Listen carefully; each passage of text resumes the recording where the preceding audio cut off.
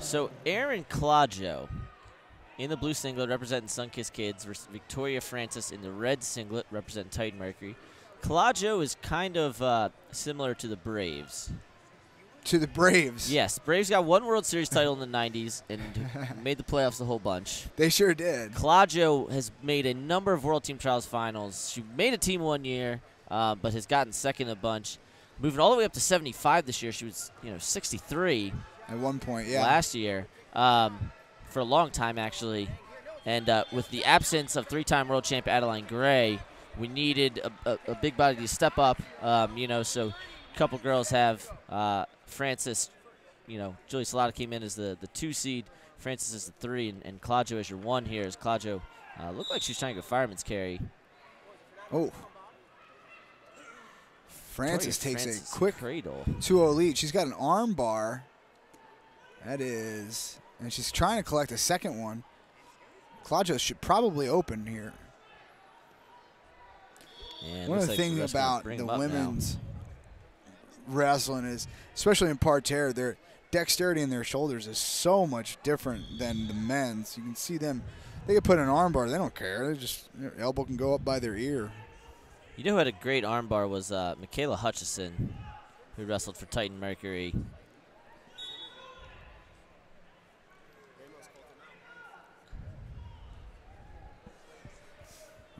About halfway through this first period now. And a dump here for Clodgo. Looks like we're going to get 4 up on the board. She's going to take the lead outright. Now, correct me if I'm wrong here, Nomad, but I believe that Victoria Francis won the first match 4-4 on criteria. I could be wrong. Had one eye on it. She did truck through a double at the end. And Francis here working that front head. So they only gave her 2 on that.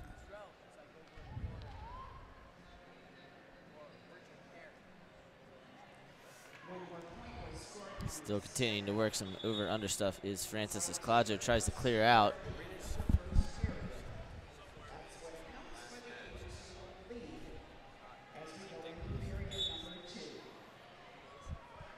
And Francis has done a tremendous job of keeping control of Clodgo's head here. She's trying to run through it, but Clodgo fights out of it with a 2-on-1.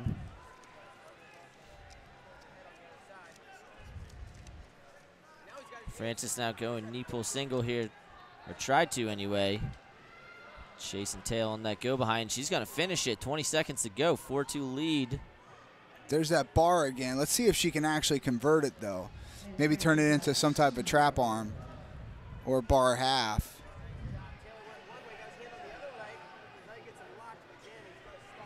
And I think we're going to end this period on the mat.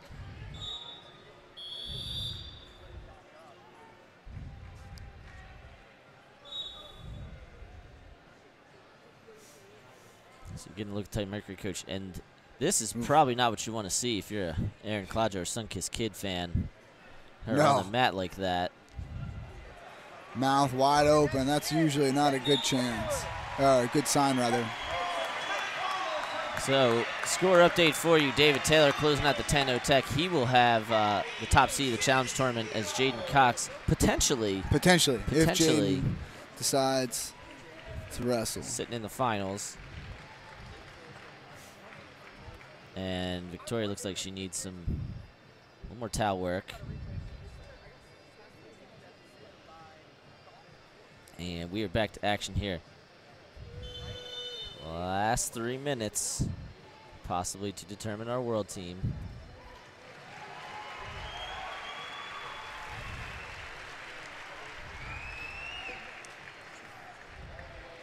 Francis continuing to go over collar tie there.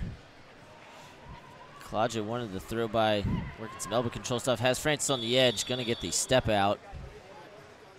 So that's closer. It's she gets another step out. She's still not going to be in the lead. She's got to get 2 scores or a take the lead outright. Right. Either way, she's going to need an exposure or a takedown. Right.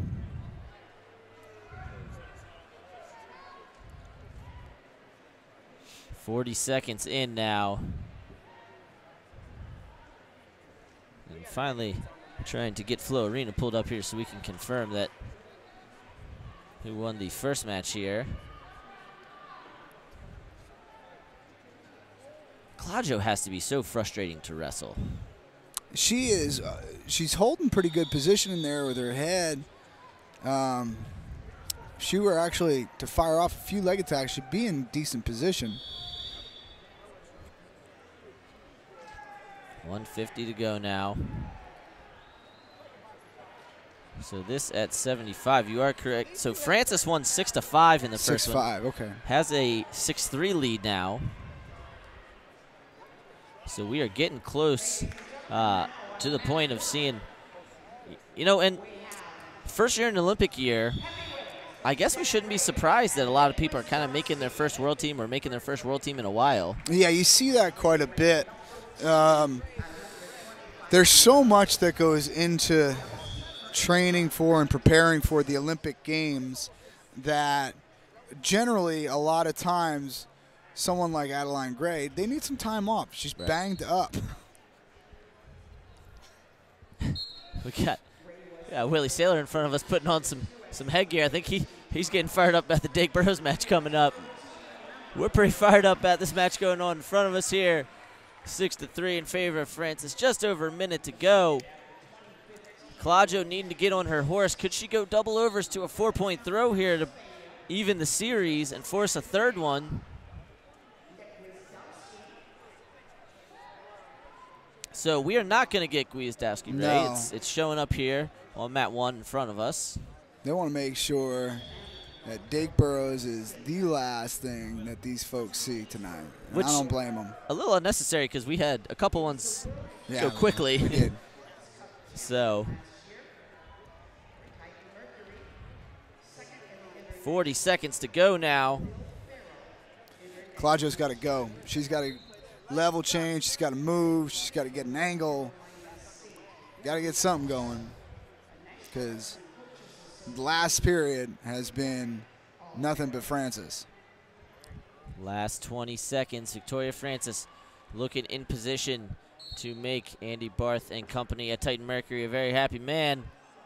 10 to go, and I don't believe Clodgo's going to be able to fire off any tacks here to close this out. So tremendous season and tournament for Erin Clodgo, but Victoria Francis, look at her fired up. She is excited. Good for her. Will be going to Paris.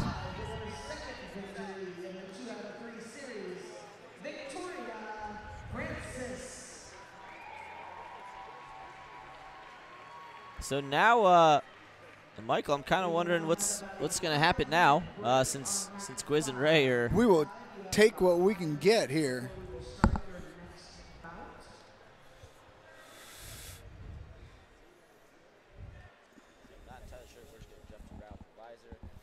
I see Provisor pulling his straps down, so likely not him.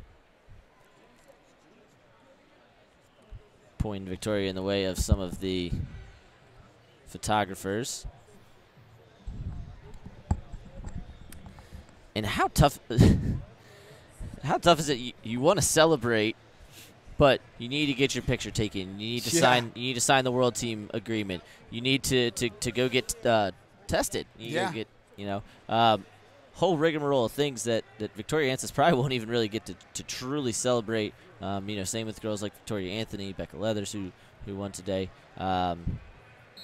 Truly get to celebrate their accomplishment until tomorrow.